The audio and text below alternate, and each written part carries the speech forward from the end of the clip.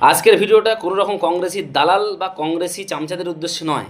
আজকের ভিডিওটা পশ্চিমবঙ্গ তথা ভারতবর্ষের সেই সমস্ত শুভবুদ্ধিসম্পন্ন ব্যক্তিদের উদ্দেশ্যে যারা মনে করেন কেন্দ্র থেকে বিজেপি সরকার চলে গিয়ে কংগ্রেস সরকার পুনরায় প্রতিষ্ঠিত হলে দেশের সমস্ত সমস্যার সমাধান হবে, রাহুল গান্ধী দেশের প্রধানমন্ত্রী হলে দেশে একটি অদ্ভুত নবজাগরণের সৃষ্টি হবে।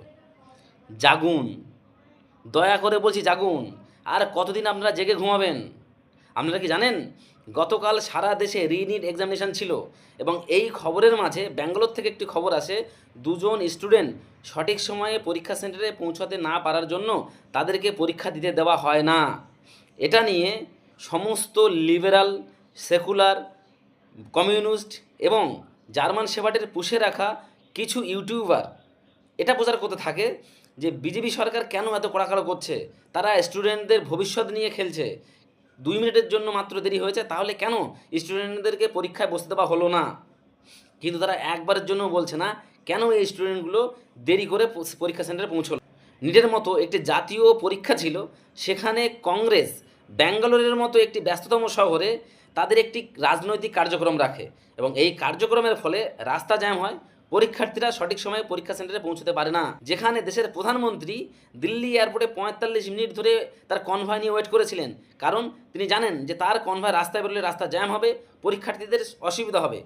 সেজন্য তিনি তার কনভয় নিয়ে দিল্লি এয়ারপোর্টেই ওয়েট করতে থাকলেন। অপরদিকে কংগ্রেসের মতো একটি দল তারা রাজনৈতিক কার্যক্রম করার জন্য রাস্তা জ্যাম করে স্টুডেন্টদেরকে পরীক্ষা সেন্টারে পৌঁছাতে দিল না। এই দুটো দলের মধ্যে পার্থক্য বুঝুন। আম আদমি পার্টির অফিসিয়াল সোশ্যাল মিডিয়া হ্যান্ডেল থেকে বিজেপি সরকারকে টার্গেট করে এই খবরটি পোস্ট করা হয়েছে, কিন্তু তারা একবারও কথা মেনশন করেনি যে কংগ্রেসের রাজনৈতিক কার্যক্রম থাকার ফলে এই স্টুডেন্টগুলো দেরি করে পরীক্ষা হলে পৌঁছেছে।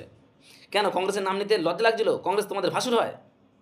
কেন এই দ্বিচারিতা? আর কতদিনের দ্বিচারিতা চলবে? ভাবতেও অবাক লাগে যে এই নিট এক্সামের পেপার লিক হয়েছিল, যার জন্য শিক্ষামন্ত্রী ধর্মেন্দ্র প্রধানের ইস্তফার দাবিতে ককরোচ জনতা পার্টি নামের একটি দল তৈরি হয়েছিল এবং তাদের প্রমুখ অভিজিৎ রিপকে ইতিমধ্যেই এই নিট এক্সামের পেপার লিকের বিরোধিতা করার জন্য ধর্ণা প্রদর্শনের জন্য অলরেডি তিনি দিল্লিতেই আছেন, অথচ তার মুখ দিয়ে এখনও পর্যন্ত এই বিষয়ে কোনো রকম বাক্য শোনা যায়নি। তাহলে একবার ভাবুন এই সমস্ত দালালগুলো কাদের হাত শক্ত করার জন্য মাঠে ময়দানে নেমে পড়েছে। আমি আবারও বলছি, না তো কংগ্রেস কোনো দিন ভারতকে ভালোবেসেছিল, না কোনো দিন তারা ভারতের ভালো চায়। সেজন্য যা কিছু করবেন একবার ঠান্ডা মাথায় ভেবে চিনতে তারপরে সিদ্ধান্ত নেবেন।